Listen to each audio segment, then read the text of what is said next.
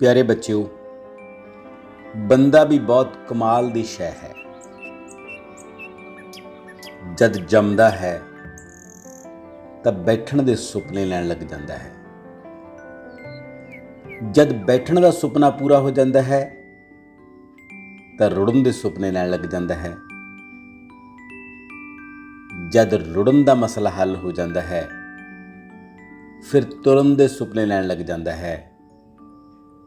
ते जद तुरन दा सुपना भी पूरा हो जाता है फिर किहड़ा जनाब रुकदा है, सगों उड्डण दे सुपने लैण लग जाता है। ते जद आसमान विच उड़दे पंछियां नूं तकदा है तो गाउण लगदा है, जी करदा है पंछी हो जावां। जी करदा पंछी हो जावां, खंभ फैला के उड़दा जावां। सब सरहदां बन्ने टप्पा, उच्चे चढ़ के दुनिया तक्का। हस्सां गावां नच्चां टप्पां, नील गगन विच गेड़ी लावां। जी करदा जी करदा पंछी हो जावां, जी करदा पंछी हो जावां। चन्न तारियां दा संग करां मैं, मुट्ठी दे विच बंद करां मैं। चन्न तारियां दा संग करां मैं, मुट्ठी दे विच बंद करां मैं। चानण दे नाल चोल पारां मैं, फिर धरती दे वल खिंडावां। जी करदा जी करदा पंछी हो जावां, खंभ फैला के उड़दा जावां। ना कोई होवे चीक चिहाड़ा, ना कोई धुआं ना कोई साड़ा।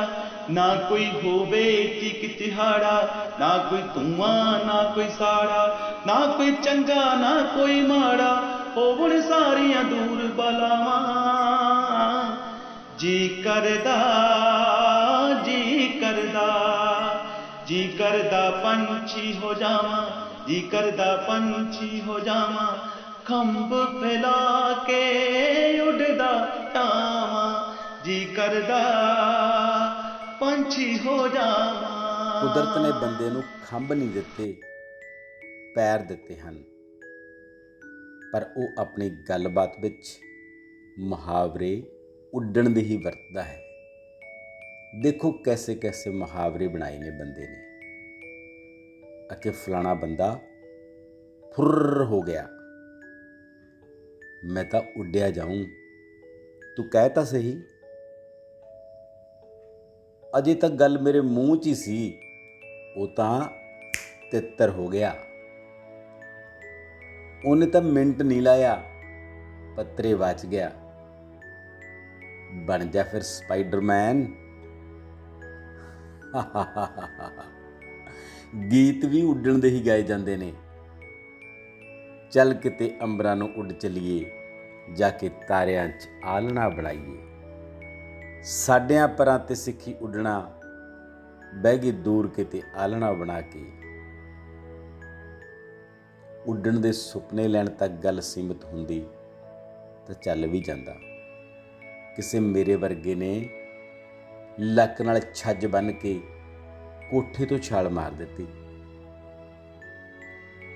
स्पाइडरमैन तां नहीं बन सकिया, टंगां जरूर चढ़ा बैठा। उंज बच्चों, सुपने लेना कोई बुरी गल नहीं जे समझ नाल ले जाण, क्योंकि किसी भी चीज़ का पहला सुपना लिया जाता है, फिर उस चीज़ नूं पूरा किया जाता है। तुहानूं पता है, जद किसी बंदे ने पतंग ते गुब्बारे उड़दे देखे सी तां सुपना लिया सी कि काश इन्हां पतंगां ते गुब्बारियां दी डोर नाल मैं भी लटक जावां ते अंबर विच उड़ जावां ਤੇ ਗੇੜੀਆਂ ਲਾਵਾਂ। ਫਿਰ ਉਸਨੇ ਵੱਡਾ ਸਾਰਾ ਗੁਬਾਰਾ ਬਣਾਇਆ ਤੇ ਉਸ ਨਾਲ ਇੱਕ ਮੁਰਗਾ, ਇੱਕ ਭੇਡ ਤੇ ਇੱਕ ਬੱਤਖ ਬੰਨ੍ਹ ਕੇ ਲਟਕਾ ਦਿੱਤੀ। ਕਮਾਲ ਹੋ ਗਈ। ਤਿੰਨੇ ਹਵਾ 'ਚ ਉੱਡਣ ਲੱਗੇ। ਫਿਰ ਕੀ ਸੀ, ਉਹਨਾਂ ਨੂੰ ਲਾਹਿਆ ਤੇ ਖੁਦ ਨੂੰ ਚੜ੍ਹਾਇਆ ਤੇ ਬਣ ਗਿਆ ਬੰਦਾ ਫਲਾਇੰਗ ਮੈਨ। ਉਸ ਤੋਂ ਬਾਅਦ ਬੰਦੇ ਨੇ ਪੈਰਾਸ਼ੂਟ ਬਣਾਇਆ। ਇਹ ਪੈਰਾਸ਼ੂਟ ਦਾ ਸੁਪਨਾ ਸਭ ਤੋਂ ਪਹਿਲਾਂ ਦੁਨੀਆ ਦੇ ਉਸ ਮਹਾਨ ਚਿੱਤਰਕਾਰ ਲਿਓਨਾਰਡੋ ਦਾ ਵਿੰਚੀ ਨੇ ਲਿਆ, ਜਿਸ ਨੇ ਮੋਨਾਲੀਜ਼ਾ ਦੀ ਤਸਵੀਰ ਬਣਾਈ ਸੀ। ਉਸ ਨੇ ਆਪਣੀ ਕਲਪਨਾ ਵਿੱਚੋਂ ਪੈਰਾਸ਼ੂਟ ਰਾਹੀਂ ਉੱਡਦੇ ਹੋਏ ਬੰਦੇ ਦਾ ਚਿੱਤਰ ਵੀ ਬਣਾਇਆ ਸੀ। ਪੈਰਾਸ਼ੂਟ ਪਤਾ ਕੀ ਹੁੰਦਾ ਬੱਚਿਓ? ਇਹ ਇੱਕ ਛਤਰੀ ਵਰਗਾ ਢਾਂਚਾ ਹੁੰਦਾ ਹੈ। ਜਦ ਜਹਾਜ਼ ਖਰਾਬ ਹੋ ਜਾਵੇ ਜਾਂ ਅੱਗ ਲੱਗ ਜਾਵੇ ਤਾਂ ਲੋਕ ਪੈਰਾਸ਼ੂਟ ਖੋਲ੍ਹ ਕੇ ਅਸਮਾਨ ਵਿੱਚ ਥੱਲੇ ਨੂੰ ਛਾਲਾਂ ਮਾਰਦੇ ਨੇ ਤੇ ਹਵਾ ਵਿੱਚ ਤੈਰਦੇ ਹੋਏ ਥੱਲੇ ਵੱਲ ਆਉਂਦੇ ਨੇ ਤੇ ਆਰਾਮ ਨਾਲ ਧਰਤੀ ਤੇ ਉਤਰ ਜਾਂਦੇ ਨੇ। ਅੱਜ ਤੋਂ 130 ਸਾਲ ਪਹਿਲਾਂ ਇਹਨਾਂ ਗੁਬਾਰਿਆਂ ਤੋਂ ਇੱਕ ਬੰਦੇ ਨੇ ਗਲਾਈਡਰ ਬਣਾਇਆ ਸੀ। ਉਸ ਬੰਦੇ ਨੂੰ ਅਸੀਂ ਗਲਾਈਡਰ ਮੈਨ ਦੇ ਨਾਂ ਨਾਲ ਜਾਣਦੇ ਹਾਂ ਤੇ ਉਹ ਬੰਦੇ ਦਾ ਨਾਂ ਸੀ ਓਟੋ ਲਿਲੀਅਨਥਾਲ। ਉਹ ਗਲਾਈਡਰ ਲੈ ਕੇ ਪਹਾੜੀ ਤੇ ਚੜ੍ਹ ਜਾਂਦਾ ਸੀ ਤੇ ਉੱਪਰੋਂ ਛਾਲ ਮਾਰ ਦਿੰਦਾ ਸੀ ਤੇ ਗਲਾਈਡਰ ਦੇ ਸਹਾਰੇ ਕਾਫੀ ਦੂਰ ਤੱਕ ਉੱਡਦਾ ਰਹਿੰਦਾ ਸੀ। ਪਹਿਲੀ ਛਾਲ ਉਸਨੇ 25 ਮੀਟਰ ਦੀ ਉਚਾਈ ਤੋਂ ਮਾਰੀ ਸੀ ਤੇ ਆਖਰੀ ਛਾਲ 250 ਮੀਟਰ ਦੀ ਉਚਾਈ ਤੋਂ। ਇੱਕ ਦਿਨ ਬਹੁਤ ਭਿਆਨਕ ਹਾਦਸਾ ਵਾਪਰਿਆ। ਅਜੇ ਉਸਨੇ ਉਡਾਨ ਭਰੀ ਹੀ ਸੀ ਕਿ ਤੇਜ਼ ਹਵਾਵਾਂ ਚੱਲ ਪਈਆਂ। ਸੰਭਲ ਨਾ ਸਕਿਆ ਤੇ ਹੇਠਾਂ ਡਿੱਗ ਗਿਆ। ਹੇਠਾਂ ਡਿੱਗਦੇ ਦੀ ਰੀੜ੍ਹ ਦੀ ਹੱਡੀ ਟੁੱਟ ਗਈ।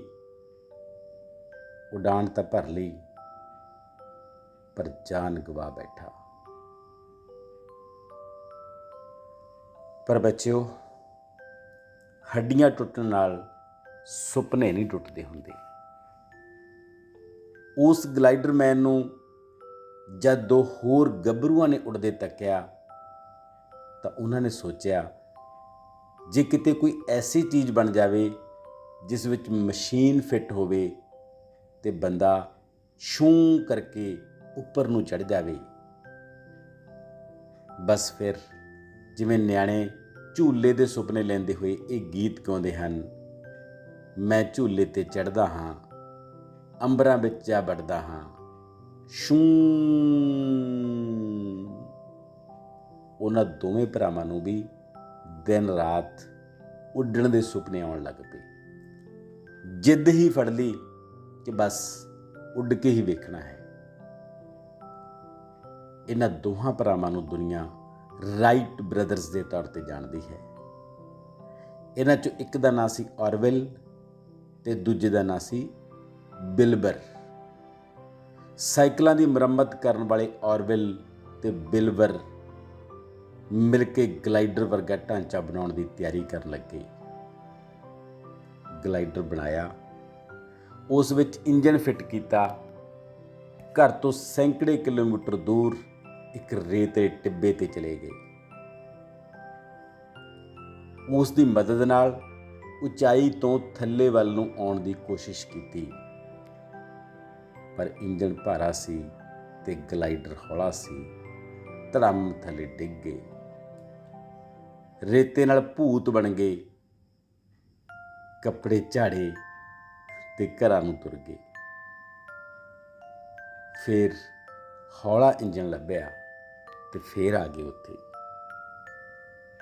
ਇਸ ਵਾਰ ਉਹਨਾਂ ਦਾ ਜਹਾਜ਼ 6 ਸੈਕਿੰਡ ਲਈ ਉੱਡਿਆ, ਪਰ ਪੱਖਾ ਨਾ ਹੋਣ ਕਾਰਨ ਕੰਟਰੋਲ ਕਰਨ ਵਿੱਚ ਕਾਮਯਾਬ ਨਾ ਹੋਏ। ਫਿਰ ਕੋਸ਼ਿਸ਼ ਕੀਤੀ, ਪੱਖਾ ਲਗਾਇਆ ਤੇ 59 ਸੈਕਿੰਡ ਵਿੱਚ 835 ਫੁੱਟ ਦੀ ਦੂਰੀ ਤੈਅ ਕੀਤੀ। ਟਰਾਈ ਤੇ ਟਰਾਈ ਕਰਦੇ ਰਹੇ ਤੇ ਸੁਪਨਿਆਂ ਦੇ ਅੰਬਰ ਵਿੱਚ ਚੜ੍ਹਦੇ ਰਹੇ। ਇੱਕ ਦਿਨ 35 ਮੀਲ ਪ੍ਰਤੀ ਘੰਟੇ ਦੇ ਹਿਸਾਬ ਨਾਲ 24 ਮੀਲ ਦੀ ਦੂਰੀ ਤੈਅ ਕੀਤੀ। ਉਹਨਾਂ ਦੇ ਪੈਰ ਧਰਤੀ ਤੇ ਨਹੀਂ ਲੱਗ ਰਹੇ ਸਨ। ਚਾਅ ਨਹੀਂ ਸੀ ਚੁੱਕਿਆ ਜਾ ਰਿਹਾ। ਉਹ ਆਪਣੇ ਆਪ ਵਿੱਚ ਬਹੁਤ ਖੁਸ਼ ਸਨ, ਪਰ ਉਦੋਂ ਤੱਕ ਕਿਸੇ ਹੋਰ ਨੂੰ ਉਹਨਾਂ ਦੀ ਪ੍ਰਾਪਤੀ ਬਾਰੇ ਕੋਈ ਪਤਾ ਨਹੀਂ ਸੀ। ਫਿਰ ਇੱਕ ਦਿਨ ਉਹ ਆਪਣਾ ਜਹਾਜ਼ ਲੈ ਕੇ ਫਰਾਂਸ ਚਲੇ ਗਏ। ਲੋਕਾਂ ਦੀ ਭੀੜ ਦੇ ਸਾਹਮਣੇ ਜਹਾਜ਼ ਤੇ ਚੜ੍ਹੇ ਤੇ ਫੁਰ ਕਰਕੇ ਉੱਡ ਗਏ। 51 ਮਿੰਟ ਵਿੱਚ 52 ਮੀਲ ਦਾ ਗੇੜਾ ਲਾਇਆ ਹੈ। ਉਸ ਤੋਂ ਬਾਅਦ ਵਰਜੀਨੀਆ ਤੋਂ ਨਾਰਥ ਕੈਰੋਲੀਨਾ ਤੱਕ ਦੀ ਦੂਰੀ ਤੈਅ ਕੀਤੀ ਤੇ ਫਿਰ ਐਟਲਾਂਟਿਕ ਸਾਗਰ ਨੂੰ ਪਾਰ ਕੀਤਾ। ਇੰਜ ਅੱਜ ਤੋਂ 118 ਸਾਲ ਪਹਿਲਾਂ 1903 ਵਿੱਚ ਮਨੁੱਖ ਨੇ ਉੱਡਣ ਦੇ ਸੁਪਨੇ ਤੋਂ ਲੈ ਕੇ ਸੱਚਮੁੱਚ ਅੰਬਰ ਵਿੱਚ ਉੱਡਣ ਤੱਕ ਦਾ ਸਫ਼ਰ ਤੈਅ ਕਰਕੇ ਮਨੁੱਖੀ ਇਤਿਹਾਸ ਵਿੱਚ ਮਹਾਨ ਪ੍ਰਾਪਤੀ ਦਰਜ ਕੀਤੀ। ਪਰ ਸੁਪਨੇ ਇੱਥੇ ਵੀ ਮੁੱਕਦੇ ਨਹੀਂ। ਜੇ ਸੁਪਨੇ ਮੁੱਕੇ ਹੁੰਦੇ ਤਾਂ ਨੀਲ ਆਰਮਸਟਰਾਂਗ ਕਦੇ ਚੰਨ ਤੇ ਨਾ ਪਹੁੰਚਦਾ। ਜੇ ਸੁਪਨੇ ਮੁੱਕੇ ਹੁੰਦੇ, ਕਲਪਨਾ ਚਾਵਲਾ ਕਾਗਜ਼ ਦੇ ਜਹਾਜ਼ ਉਡਾਉਂਦੀ ਉਡਾਉਂਦੀ ਸਪੇਸ ਵਿੱਚ ਉਡਾਰੀਆਂ ਨਾ ਭਰਦੀ। ਤੇ ਜੇ ਸੁਪਨੇ ਮੁੱਕੇ ਹੁੰਦੇ ਤਾਂ ਮੈਂ ਐਤਵਾਰ ਦੀ ਵਾਰੀ ਵਿੱਚ ਇਹ ਗੱਲਾਂ ਨਾ ਕਰਦਾ। ਤਾਂ ਫਿਰ ਚਲੋ ਬੱਚਿਓ, ਲਓ ਸੁਪਨੇ ਤੇ ਭਰੋ ਆਪੋ ਆਪਣੇ ਅੰਬਰ ਵਿੱਚ ਉਡਾਰੀ ਤੇ ਗਾਓ ਇਹ ਗੀਤ। ਚੱਲ ਸੁਪਨਿਆਂ ਦੀ ਪੌੜੀ ਲਾ ਕੇ ਰੀਝਾਂ ਦੇ ਅੰਬਰ ਤੇ ਚੜ੍ਹੀਏ, ਸੋਹਣੇ ਚੰਨ ਨਾਲ ਆੜੀ ਪਾਈਏ, ਤਾਰਿਆਂ ਨੂੰ ਝੋਲੀ ਵਿੱਚ ਭਰੀਏ। ਸਾਡੇ ਪੁਰਖੇ ਜੋ ਕੁਝ ਕਰ ਗਏ ਉਹਨਾਂ ਤੋਂ ਕੁਝ ਅੱਗੇ ਕਰੀਏ। ਚੱਲ ਸੁਪਨਿਆਂ ਦੀ ਪੌੜੀ ਲਾ ਕੇ ਰੀਝਾਂ ਦੇ ਅੰਬਰ ਤੇ ਚੜ੍ਹੀਏ, ਚੱਲ ਸੁਪਨਿਆਂ ਦੀ ਪੌੜੀ ਲਾ ਕੇ ਰੀਝਾਂ ਦੇ ਅੰਬਰ ਤੇ ਚੜ੍ਹੀਏ। ਦੋਸਤੋ, ਐਤਵਾਰ ਦੀ ਵਾਰੀ ਦਾ ਇਹ ਚੌਥਾ ਐਪੀਸੋਡ ਜੇ ਤੁਹਾਨੂੰ ਪਸੰਦ ਆਇਆ ਤਾਂ ਇਸ ਨੂੰ ਆਪਣੇ ਦੋਸਤਾਂ ਨਾਲ ਸਾਂਝਾ ਕਰੋ। ਪ੍ਰਵਾਦ ਚੈਨਲ ਨੂੰ ਸਬਸਕ੍ਰਾਈਬ ਕਰੋ ਤੇ ਚੈਨਲ ਨੂੰ ਵੀ ਦੋਸਤਾਂ ਨਾਲ ਸਾਂਝਾ ਕਰੋ। ਬਹੁਤ ਬਹੁਤ ਸ਼ੁਕਰੀਆ।